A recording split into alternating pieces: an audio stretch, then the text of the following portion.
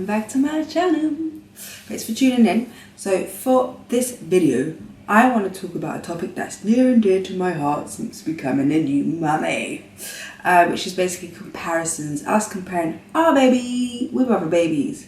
And the reason why I want to talk about this topic is because when I go to play centres or when I go out and I meet other parents, we ask each other questions, or they ask me questions about my baby, and then they're like making certain comments, and then I get a little bit like offended, but I keep it all inside. And I was like, oh my gosh, I have to talk about this because it's just like kind of driving me nuts. So anyways, let me delve in, and the way that I will explore this topic is I'll literally just pop up the question somewhere up here and I'll answer the question. Does that make sense? Okay. So why do I get offended? Well, let me give you an example. Manaya, my baby girl. So she is now 9 months old, and sometimes I'll go to play centres and sometimes the parents will ask me, how old's your baby? And I'll say, oh, she's just turned 9 months old. And they're like, oh my gosh, she's so small. I thought that she'd be like really big by now. I knew about 9 months. And I'm like, oh gosh. And I respond saying, well, we'll come out in different shapes and sizes. And I guess the reason why it kind of touches a nerve, because obviously it's to do with me, it's nothing personal to them, you know, I'm not like, they're not a bad person or anything.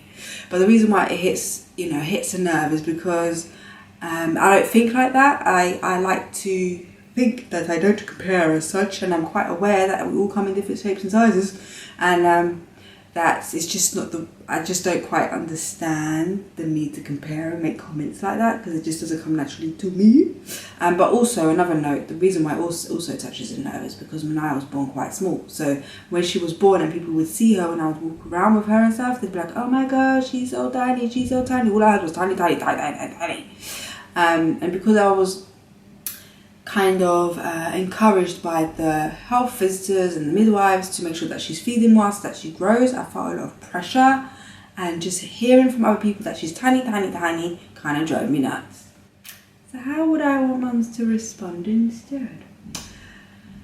Well, I think the most important thing is that we need to acknowledge that all babies are different, and that another kind of trap we can fall into is that when we do compare our babies with others, we might say, oh, my baby's a lot smaller than yours, or big, really, really big, even though they're the same age. Is there something wrong with my baby? When we compare our babies with others, we tend to kind of look at our child and think, is there something wrong? And there isn't.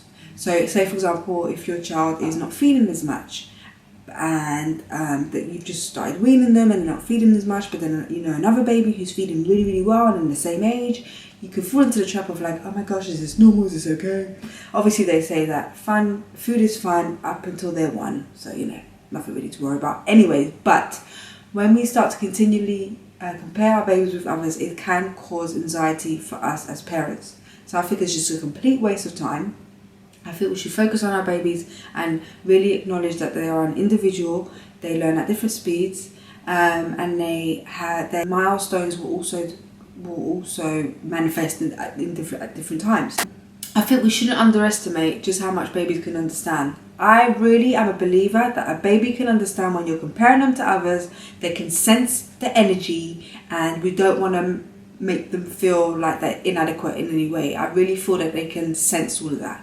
Just like they can sense when you're in a good mood, when you're vibrant, when you're playing with them, when you're happy. They can sense when you're feeling anxious, worried, due to comparisons. And sometimes we're just comparing innocently, and it's not necessarily producing negative emotions, but they can still sense that they're being talked about. So I think we should be quite vigilant about that. And another reason why I wanted to talk about this topic is because if we are in the mindset of naturally comparing our babies with others, well, then we're most likely going to continue to do that throughout their childhood.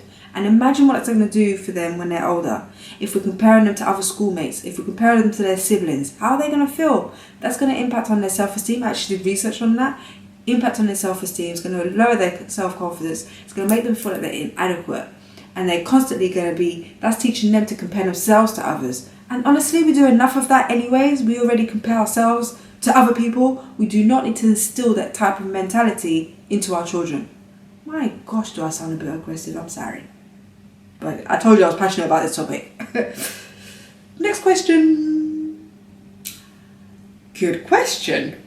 So one way we can do that is to just set that mindset that our children are an individual, they're an individual person, they will grow and develop and in their own time, and they are already perfect, whole and complete. Have that mindset already. And then if you go out there into the world and then people ask questions about your child and you feel like they are making any judgments, just practice not taking it personally. I'm really talking to myself as well as I'm saying this, but not taking it personally. And not, the way I deal with it is by not entertaining it. So if they say something like, oh, your baby's 9 months, so she seems quite small, or oh, your baby's not eating yet, do you want to go check, you know, are you concerned about that? Or if they're making certain comments, then I'll say, oh no, it's fine, you know, we'll bond differently, aren't we? And then I just nip it in the bud and then change the conversation, because there's no point in me entertaining it if it's just a conversation I don't want to go into. So sometimes just nip it in the bud and go, yeah, it's all fine.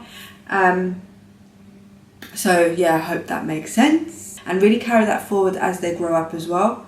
Because they will go into the world of school, teachers will be telling you about the development, how they're doing. They will be using comparisons to help them to make clear judgments, but sometimes that's not the only way that we can esteem how our baby is developing. Okay, so yeah, we need to practice also not comparing ourselves to others as well, and I think that will really help to not impart that sort of mentality onto our child. And one way of doing that is to just have a self-awareness. So when you feel like you are comparing yourself to others, whether as a parent or, you know, just as an individual, as a woman, as a man, just be aware that you're doing that. Like, oh, I've just compared myself to someone. And that will literally alleviate the power over comparisons, because comparisons, when we do that, come on, think about it. How do you feel? You feel a bit demotivated or a bit deflated or just a bit like, nah, my life is crap.